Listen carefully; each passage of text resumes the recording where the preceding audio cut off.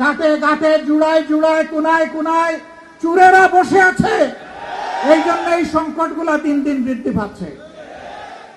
এখানে নালা নর্দমা যেগুলো আছে, ড্রেন যেগুলো আছে, অবস্থা তো যা ছিল তাই রয়ে গেছে।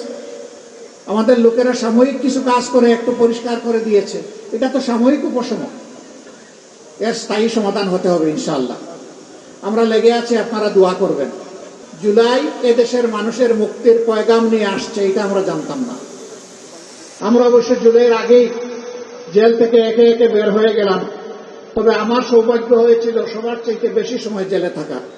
এটি আমার সৌভাগ্য। ফ্যাসিস্ট সরকার 3 বার আমাকে তাদের আমলে জেলে নিয়েছে। আমাকে নিয়ে আগে ছাড়ে পড়ে লম্বা সময় রাখে। আমার প্রতি দারুণ দরদ তাদের, যে তুমি বাইরে বড় কষ্ট করেছ, কয়েকদিন এখানে বিশ্রাম। আমি দেখেছি নেতৃবৃন্দ অনেক দলের ঢুকে বের হয়ে যায় 1 মাস 1.5 মাস। আমার বছর না করলে আমার মেয়াদ পূরণ হয় না। তারপরে আমরা সবাই বের হলাম। ওরা ধারণা করলো আমি নির্বাচন তো করেই ফেলেছি, আরো 5 বছরের বুকিং হয়ে গেছে, এখন এগুলাকে একটু ছেড়ে দেই। বাইরে আসলাম, আলহামদুলিল্লাহ অবস্থা পর্যবেক্ষণ করতে লাগলাম। মনে হলো একটা গুমট আবহাওয়া সমাজের মধ্যে তৈরি হয়েছে। সমুদ্রে যখন গুমট আবহাওয়া তৈরি হয়, তার পরবর্তী পরিণতি হচ্ছে একটা ভয়াবহ জলোচ্ছ্বাস অথবা ঘূর্ণিঝড়। মনে হচ্ছিল একটা ঘূর্ণিঝড়ের প্রেক্ষাপট তৈরি হয়েছে। আলহামদুলিল্লাহ জুলাই ছিল সেই ঘূর্ণিঝড়, যেই ঘূর্ণিঝড় ফ্যাসিবাদকে তছনছ করে দিয়েছে।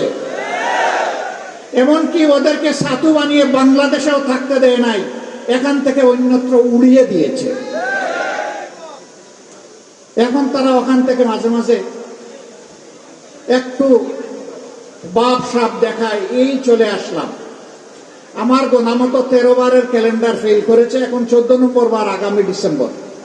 এদেশের যুব সমাজ তৈরি হয়ে আছে তোমাদের গলায় ফাঁসির রশি পরানোর জন্য। আসো, তোমরা যে অবলীলায় কমপক্ষে 1400 মানুষ, যেটা জাতিসংঘ বলেছে, তোমরা খুন করেছ, এই প্রত্যেকটা খুনের পাওনা তোমাদেরকে পেতে হবে।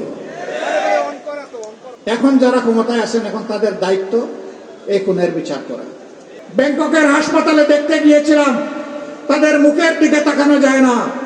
এই এলাকার একজন, তিনি মেরুদণ্ডে গুলিবিদ্ধ হয়ে বিছানায় পড়ে আছেন, তার কোনো চেতন নাই। তার হাতে চিমটা দিয়ে দেখলাম, তিনি টের পান না। পায়ে চিমটা দিয়ে দেখলাম, তিনি টের পান না। সেখানকার ডাক্তাররা বলেছে তিনি জীবনে আর উঠে বসতে পারবেন না। যে কয়দিন হায়াত আছে তাকে বিছানায় কাটাতে হবে। এরকম 1 2 জন নয়, এরকম শত শত পঙ্গু যোদ্ধা। তাদের প্রতি এই জাতির ঋণী, এই ঋণ এই জাতিকে পরিশোধ করতে হবে ইনশাআল্লাহ। আল্লাহ তাআলা আপনাদের সম্মানকে বৃদ্ধি করে দিন। জনগণের ন্যায্য অধিকার আদায়ে অতীতে যেমন যুগে যুগে, বিশেষ করে 24 জুলাই ঐতিহাসিক সাহসী যে যোদ্ধার ভূমিকায় মিরপুরবাসী পালন করেছেন, আরেকবার অভিনন্দন জানিয়ে আপনাদেরকে পরবর্তী যে কোনো পরিবর্তন এবং যদি বিপ্লব অনিবার্য হয়ে ওঠে, তাহলে সেই পরিবর্তন এবং বিপ্লবের লড়াই করার জন্য প্রস্তুত থাকার আহ্বান জানাচ্ছি।